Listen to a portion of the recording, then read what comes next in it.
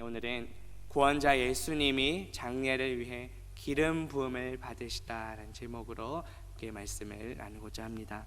다소 좀 긴 제목인데요, 우리 성경에 보면 한글 소제목에는 예수의 머리에 향유를 붓다라고 나옵니다. 이 향유를 부은 여인에게 초점이 맞춰져 있습니다. 그런데 영어 성경 ESV 성경 소제목에 보면 예수님이 베다니에서 기름 부음을 받으시다라고 제목이 나옵니다. 바로 예수님이 주체가 되어 있습니다. 이 기름 부음을 받은 자라는 말은 히브리어로 메시아, 그리고 헬라어로는 그리스도입니다. 오늘 말씀을 통해 예수님께서 우리의 메시아이시며 그리스도이심을 믿고 전파하는 저와 성도님들 되시기를 주님의 이름으로 바라겠습니다. 본문 6절입니다. 예수께서 베다니 나병 환자 시몬의 집에 계실 때에 라고 말씀합니다. 오늘 사건이 일어난 이 장소는 바로 베다니에 있는 나병 환자 시몬의 집입니다. 이 오늘 본문은 마가복음 14장과 또 요한복음 12장에도 동일하게 기록이 되어 있습니다. 오늘 이야기는 고난주간 바로 전주 토요일 베다니에서 일어난 일입니다. 이 나병은 거칠고 또 딱지투성해 또 비늘처럼 벗겨지는 그런 악성 피부병을 가리킵니다. 근데 그 당시 율법에 의하면 이 나병 환자는 부정하게 취급을 당했습니다. 구약성경 레위기 13장, 제가 안전에 읽어드립니다. 13장 45절과 46절에 보면 나병 환자는 옷을 찢고 머리를 풀며 윗입술을 가리고 외치기를 부정하다 부정하다 할 것이요 병 있는 날 동안은 늘 부정할 것이라. 그가 부정한즉 혼자 살되 진영 밖에서 살지니라고 말씀합니다. 이렇게 나병 환자는 부정했을 뿐 아니라 진영 바깥에서 혼자 살아야 했습니다. 그런데 예수님께서는 어떻게 하십니까? 그 나병 환자 시몬의 집에 머무셨을 뿐만 아니라 함께 식사도 하셨습니다. 또 제자들도 함께 있었던 것으로 보아 이미 예수님께서는 이 시몬의 병도 고쳐 주셨을 것입니다. 이처럼 예수님께서는 이 땅에 오셔서 연약하고 소외된 자들의 친구가 되어 주셨습니다. 당시 율법이나 사회 관습에 결코 얽매이지 않으셨습니다. 한 영혼을 향한 사랑으로 대하셨습니다. 그렇다면 우리는 공동체 지체들을 어떠한 시선으로 바라보고 있는지요? 또 어떠한 마음과 태도로 대하고 있습니까? 우리 인간의 시선과 마음이 아니라 주님의 이 시선과 마음으로 바라보는 저와 성도님들 되시기를 주님의 이름으로 바라겠습니다. 예수님께서 베다니 나병 환자 시몬의 집에서 식사하실 때 어떠한 일이 벌어집니까? 본문 7절에 보면 한 여자가 매우 귀한 향유 한 옥합을 가지고 나와서 식사하시는 예수의 머리에 부었다라고 말씀합니다. 본문에 등장한 한 여자는 누구입니까? 오늘 본문과 병행구절인 요한복음 12장 3절에 보면 마리아는 지극히 비싼 향유 곧 순전한 나드 한 근을 가져다가 예수의 발에 붓고 자기 머리털로 그의 발을 닦으니 향유 냄새가 집에 가득했다라고 말씀합니다. 이 마리아는 나사로와 또 마르다의 동생입니다. 그리고 이 향유는 나무에서 나온 그 수액으로 만든 기름인데 아주 진한 향기를 내뿜습니다. 그리고 이 나드는 그 인도의 히말라야 지역에서 자생하는 그 나무의 뿌리에서 얻은 향유를 가리킵니다. 보통 이 향유를 담은 옥합은 이렇게 봉인이 되어 있었습니다. 그래서 이 향유를 사용하려면 그 주둥이를 깨뜨려야만 했습니다. 병행구절인 마가복음 14장 5절에 보면 이 향유를 300데나리온 이상에 팔아 가난한 자들에게 줄 수 있었겠도다라고 말합니다. 당시에 1데나리온이 노동자 하루 품삯에 해당합니다. 따라서 300데나리온은 약 1년 연봉에 해당하는 아주 큰 액수였습니다. 마리아는 이렇게 귀한 향유, 값진 향유를 예수님께 부었던 것입니다. 당시 유대인들은 잔치 자리에서 식사를 할 때 그 자세가 비스듬히 기댄 자세로 식사를 했습니다. 따라서 예수님의 머리에 부은 그 향유는 발까지 흘러내립니다. 본문과 병행구절인 마가복음 14장 8절에 보면 그는 힘을 다하여 내 몸에 향유를 부어 내 장례를 미리 준비하였다라고 말씀합니다. 당시 마리아가 보여준 이 행동은 귀한 손님이 왔을 때 존경을 표할 때 했던 행동이었습니다. 마리아는 바로 예수님께 가장 큰 존경과 경의를 또 영광을 돌렸던 것입니다. 그런데 오늘 본문을 자세히 보시면 마태는 예수님께 향유를 부은 그 여인의 이름을 밝히지 않았습니다. 단지 한 여자라고만 기록합니다. 이것은 마리아라고 하는 어떤 특정 인물을 드러내기보다는 그녀가 했던 행동이 의미하는 것이 무엇인지 더 초점을 맞추기 위함입니다. 그렇다면 우리는 주님께 어떠한 마음으로 나아가고 있습니까? 우리가 주님께 내어드릴 향유 옥합은 무엇입니까? 이번 한 주간 우리 임직식과 또 임직자들 위한 특별 새벽 기도회가 진행되고 있습니다. 우리 사도행전 본문을 계속 살펴보고 있는데 우리가 섬기는 목적과 또 수단 모두가 옳아야 한다는 말씀을 들었습니다. 아나니아와 삽비라는 잘못된 목적으로 물질을 바쳤습니다. 또 물질에 대한 탐욕으로 일부를 빼돌렸을 때 죽음의 심판을 당했음을 우리는 들었습니다. 그런데 반면 오늘 본문에 나온 이 한 여인의 모습은 어떠합니까? 자신의 가장 소중한 것을 주님께 바쳤습니다. 인색한 마음이 아니라 주님을 향한 큰 사랑의 마음으로 행한 것입니다. 우리의 생명은 모두 주님의 것입니다. 우리의 시간도 모두 주님의 것입니다. 우리의 물질도 모두 주님의 것입니다. 우리의 능력도 모두 주님의 것임을 믿습니다. 여전히 내가 주인됨을 내려놓지 못하고 있진 않은지 한번 돌아봅시다. 주님께로부터 받은 것을 주님의 영광을 위해 사용하는 저와 성도님들 되시기를 주님의 이름으로 바라겠습니다. 이렇게 한 여인이 매우 값지고 귀한 향유를 붓자 이 모습을 본 제자들의 반응이 어떠합니까?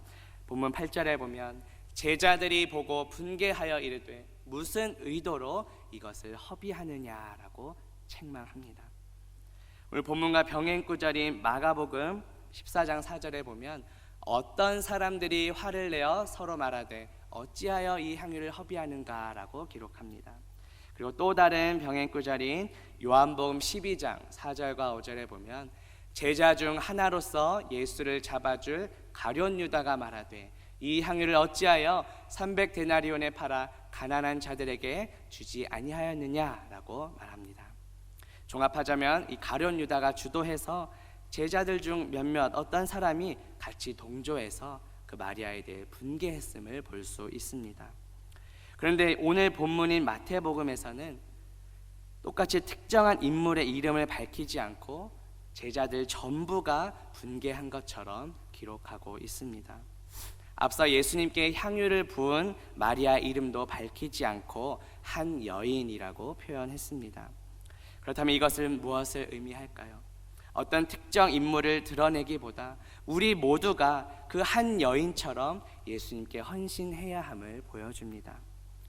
마찬가지로 어떤 특정 인물을 비난하기보다 우리 모두가 가룟 유다처럼 되지 않아야 함을 보여줍니다. 예수님의 제자라고 해도 예수님의 그 크신 뜻을 다 헤아리지 못했습니다.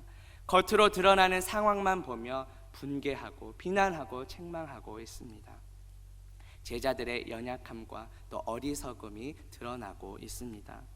예수님의 제자들조차 앞으로 다가올 그 예수님의 그 십자가 죽음을 깨닫지 못했던 것입니다. 그래서 제자들은 분개하며 무슨 의도로 이것을 허비하냐고 책망합니다. 혹시 우리의 모습은 어떠한지 돌아봅시다. 하나님의 그 크신 섭리와 인도하심 가운데 이루어지는 그 뜻을 헤아리지 못한 채 단지 겉으로 벌어지는 그런 상황만 보고 불평하거나 원망하진 않았는지 돌아봅시다. 모든 상황 속에서 하나님의 인도하심에 감사하며 그 주님의 뜻에 순종하는 저와 성도님들 되시기를 주님의 이름으로 바라겠습니다. 제자들이 이렇게 여인에게 분개를 하는데 그들에게 내세우는 주장이 무엇입니까? 본문 9절에 보면 이것을 비싼 값에 팔아 가난한 자들에게 줄 수 있었겠도다 라고 말합니다. 이러한 이유를 들면서 여인을 책망했던 것입니다. 여인이 깨뜨린 그 값진 향유에 대해서 계속해서 아까워하는 마음을 갖고 있습니다. 그렇다면 이 말 속에 담긴 의도는 무엇일까요? 본문과 병행 구절인 요한복음 12장 6절에 보면 이렇게 말함은 가난한 자들을 생각함이 아니요 그는 도둑이라 돈꾀를 맞고 거기 넣는 것을 훔쳐감이라고 말씀합니다. 당시 가룟 유다는 돈꾀를 맡고 있던 자였습니다. 겉으로는 마치 가난한 자들을 생각하는 것처럼 가난한 자들을 위하는 것처럼 말을 했지만 실상은 그 돈을 훔치기 위한 의도로 말을 했던 것입니다. 오늘 본문에서 마태는 마치 제자들 전체가 이렇게 말한 것처럼 표현합니다. 우리 역시 이 본문을 대할 때 가룟 유다 한 사람만 비난하는 것이 아니라 우리 역시 이 제자들 중 하나였음을 고백하고 회개해야 합니다. 우리는 모두 죄와 허물로 죽었던 자들입니다. 그런데 나의 죄 때문에 예수 그리스도께서 십자가에서 죽으셨습니다. 십자가의 보혈로 우리의 모든 죄를 사해 주셨습니다. 본문에 나온 여인은 예수님께 매우 귀한 향유를 깨뜨렸습니다. 그런데 예수님께서는 그보다 더 값지고 귀한 자신의 목숨까지 우리에게 내어주셨습니다. 아무 자격 없는 우리에게 값없이 구원의 은혜를 베풀어 주셨습니다. 그리고 우리에게 영원한 부활 생명을 허락해 주셨습니다. 이번 주일 설교에서 우리는 솔로몬의 가마라는 제목의 말씀을 들었습니다. 그 솔로몬의 가마가 의미하는 것은 곧 교회였습니다. 천군 천사와 또 말씀의 사역자와 하나님 자신이 그 가마를 지키시고 호위하시기에 우리는 확실히 하나님 나라에 들어갈 수 있음을 믿습니다. 그 은혜에 감사하며 살아가는 저와 성도님들 되시기를 주님의 이름으로 바라겠습니다. 제자들이 이렇게 여인의 행동에 대해 책망하며 비난하자 예수님께서 어떻게 말씀하십니까? 본문 10절에 보면 예수께서 아시고 그들에게 이르시되 너희가 어찌하여 이 여자를 괴롭게 하느냐 그가 내게 좋은 일을 하였느니라고 말씀합니다. 이 아신다라는 것은 경험을 통해 깊이 아는 것을 의미합니다. 제자들이 이렇게 겉으로 화를 내고 분개하는 것뿐만 아니라 그 제자들 마음속에 있는 그 물질에 대한 탐욕까지 예수님께서는 아셨다는 것입니다. 이 괴롭게 한다는 것은 큰 고통을 의미합니다. 한 여인은 예수님을 사랑하는 마음으로 매우 값진 향유를 부었습니다. 그런데 제자들은 그 모습에 대해 분개하며 비난했습니다. 그 여인의 마음은 어떠했을까요? 너무도 고통스럽고 괴로웠을 것입니다. 그래서 예수님께서는 그 여인의 그 괴로워하는 마음까지도 아시고 그것은 내게 좋은 일을 한 것이라고 오히려 칭찬하십니다.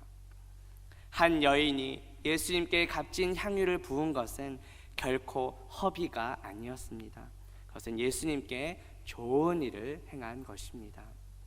그렇다면 우리는 누구에게 좋은 일을 하고 있습니까? 단지 나의 만족과 유익을 위해서 살아가고 있지는 않았는지 돌아봅시다. 우리의 모든 삶과 또 우리의 모든 사역과 섬김이 예수님께 좋은 일이 될 수 있기를 주님의 이름으로 바라겠습니다. 예수님께서는 이렇게 여인이 행한 행동이 왜 자신에게 좋은 일이었는지를 이제 설명하십니다. 본문 11절에 보면 가난한 자들은 항상 너희와 함께 있거니와 나는 항상 함께 있지 아니하리라고 말씀합니다. 이 한글 성경에는 드러나 있지 않지만 이 원문에 보면 왜냐하면이라는 이 접속사로 시작합니다. 한 여인이 예수님께 행했던 그 행동이 왜 좋은 일인지 그 이유에 대해 말씀해 주신 것입니다. 그 이유가 무엇입니까? 왜냐하면 가난한 자들은 항상 너희와 함께 있지만 예수님께서는 이제 곧 십자가에서 죽으시기 때문에 그들과 함께 있지 못하기 때문입니다. 예수님의 이 말씀은 구약성경 신명기 15장 11절을 근거로 하신 말씀입니다. 신명기 15장 11절에 보면 땅에는 언제든지 가난한 자가 그치지 아니하겠으므로 내가 네게 명령하여 이르노니 너는 반드시 내 땅 안에 네 형제 중 곤란한 자와 궁핍한 자에게 내 손을 펼지니라 하고 말씀합니다. 따라서 가난한 자들을 위해 사용하면 좋았을 것이다 라는 그 제자들의 말 자체가 틀린 것은 아니었습니다. 값비싼 향유를 팔아서 가난한 자들을 구제하는 것도 물론 중요하고 필요한 일입니다. 하지만 지금은 이제 곧 제자들의 곁을 떠나실 그 예수님의 장례를 위해 사용하는 것이 훨씬 더 중요하고 더 우선되는 일임을 가르치고 계신 것입니다. 장차 이제 곧 예수님께서 십자가에 죽으실 날이 다가오기 때문입니다. 가난한 자에 대한 구제도 물론 중요하지만 예수님의 장례를 위한 이 여인의 행위가 더 우선된 것입니다. 이 신명기 말씀처럼 이 땅에서는 가난한 자들이 계속 있게 됩니다. 그들을 구제할 수 있는 기회는 계속해서 주어집니다. 그러나 예수님께서는 이제 곧 십자가를 지시고 세상을 떠나십니다. 예수님께서 항상 함께 있지 아니하리라고 말씀하신 것은 그 예수님의 육체가 십자가에서 죽으시는 것을 가리킵니다. 그런데 예수님께서는 죽음으로 끝이 아니라 십자가에서 죽으시고 성경대로 3일 만에 부활하셨습니다. 그리고 예수님께서는 승천하시기 전 제자들에게 내가 세상 끝날까지 너희와 항상 함께 있겠다고 약속해 주셨습니다. 그래서 승천하신 후에 우리에게 그 약속하신 보혜사 성령님을 보내주셨습니다. 성령님은 곧 그리스도의 영이십니다. 비록 지금은 우리 눈에 보이는 육체로는 아니지만 그리스도의 영이신 성령으로 우리 안에 거하십니다. 예수님께서는 승천하셔서 하나님의 보좌 우편에서 지금도 우리를 위해 중보기도 하고 계십니다. 그리고 장차 살아있는 자와 죽은 자를 심판하러 다시 오실 것입니다. 오늘 본문에서는 이제 곧 예수님께서 십자가에 달리시기 때문에 지금 당장은 가난한 자들의 구제보다도 예수님의 장례를 위한 이 여인의 행동이 더 우선됨을 알려주신 것입니다. 우리의 삶과 또 우리의 신앙생활 역시 우선순위가 중요합니다. 나의 기준과 판단대로가 아니라 주님께서 원하시는 대로 순종하는 저와 성도님들 되시기를 주님의 이름으로 바라겠습니다. 자, 이제 예수님께서는 여인이 자신에게 향유를 부은 것이 어떤 의미인지 알려주십니다. 본문 12절에 보면 이 여자가 내 몸에 이 향유를 부은 것은 내 장례를 위하여 함이니라고 말씀합니다. 죽은 자에게 향유를 붓는 것은 당시 유대의 관습이었습니다. 구약 성경에 보면 왕, 선지자 그리고 제사장을 세울 때 이렇게 기름을 부었습니다. 이제 열왕기상 19장 16절에 보면 너는 또 nim시 아들 예후에게 기름을 부어 이스라엘의 왕이 되게 하고 또 아벨므홀라 사밧의 아들 엘리사에게 기름을 부어 너를 대신하여 선지자가 되게 하라고 말씀합니다. 이렇게 왕과 선지자를 세울 때 기름을 부었음을 볼 수 있습니다. 또 출애굽기 29장 7절과 9절에 보면 관유를 가져다가 그의 머리에 부어 바르고 제사장의 직분을 맡겨 영원한 규례가 되게 하라고 말씀합니다. 제사장을 세울 때도 역시 기름을 부어서 세웠습니다. 이 기름 부음을 받은 자란 말이 구약 히브리어로는 메시아, 신약 헬라어로는 그리스도입니다. 따라서 예수님께서는 메시아이시며 그리스도이십니다. 우리를 다스리시는 왕이십니다. 그리고 말씀 그 자체이신 선지자이십니다. 그리고 하나님과 우리 사이를 화목케 하시며 중재하시는 제사장이십니다. 초대교회 사도들은 예수를 그리스도라고 가르치기를 그치지 않았습니다. 사도행전 5장 42절에 보면 그들이 날마다 성전에 있든지 집에 있든지 예수는 그리스도라고 가르치기와 전도하기를 그치지 아니하리라고 말씀합니다. 예수는 그리스도이십니다. 이 사실을 믿고 전파하는 저와 성도님들 되시기를 주님의 이름으로 바라겠습니다. 이렇게 예수님의 장례를 준비한 여인은 이제 어떠한 축복의 약속을 받게 됩니까? 본문 마지막 13절 보면 내가 진실로 너희에게 이르노니 온 천하에 어디서든지 이 복음이 전파되는 곳에서는 이 여자가 행한 일도 말하여 그를 기억하리라 하시리라 하고 말씀합니다. 여인의 행동을 말하는 곳이 어디입니까? 온 천하에 어디서든지 이 복음이 전파되는 곳입니다. 먼저 우리가 전파해야 할 복음은 무엇입니까? 이 복음은 좋은 소식입니다. 그렇다면 무엇이 좋은 소식입니까? 바로 예수 그리스도가 우리에게 가장 좋은 소식입니다. 우리가 전파해야 할 분은 오직 예수 그리스도이십니다. 그런데 예수님께서는 이 복음이 전파되는 곳은 어디든지 여인이 행한 일도 함께 전파하라고 말씀하십니다. 그리고 그 여인을 기억하라고 말씀합니다.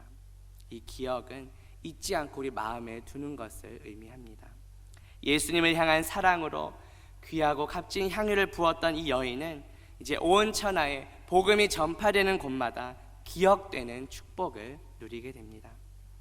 마태는 예수님의 죽음을 깨닫지 못했던 제자들과 또 예수님의 장례를 준비하기 위해 향유를 부은 이 한 여인을 이렇게 비교하고 대조시킵니다. 그렇다면 예수님의 참된 제자는 누구입니까? 바로 귀한 향유를 예수님께 부었던 한 여인입니다. 누군가에게 좋은 기억으로 남는다는 것은 참으로 복된 일입니다. 본문에 나오는 여인은 온 천하에 복음이 전파되는 곳에서 기억될 것이라는 축복의 약속을 받았습니다. 나는 누군가를 떠올릴 때 어떠한 기억이 함께 떠오릅니까? 그리고 누군가 나를 떠올렸을 때 어떠한 기억이 나길 원하시나요? 그리스도의 참된 제자, 작은 예수로 기억되는 저와 성도님들 되시기를 주님의 이름으로 바라겠습니다. 기도합니다. 하나님 아버지, 오늘 말씀을 통해 구원자 예수님은 장례를 위해 기름 부음 받으셨음을 깨닫게 하시니 감사합니다. 예수님은 그리스도이심을 다시금 깨닫게 하시니 감사합니다. 예수님은 우리를 다스리시는 왕이십니다. 예수님의 말씀 그 자체이신 선지자이십니다. 예수님은 하나님과 우리 사이를 화목케 하시며 중재하시는 제사장이심을 믿습니다. 예수는 그리스도이심을 믿고 전파하는 우리가 되게 하옵소서. 그리고 예수 그리스도가 전파되는 곳마다 우리 역시 그리스도의 참된 제자로 작은 예수로 기억되는 축복을 누리게 하옵소서. 예수 그리스도의 이름으로 기도합니다. 아멘.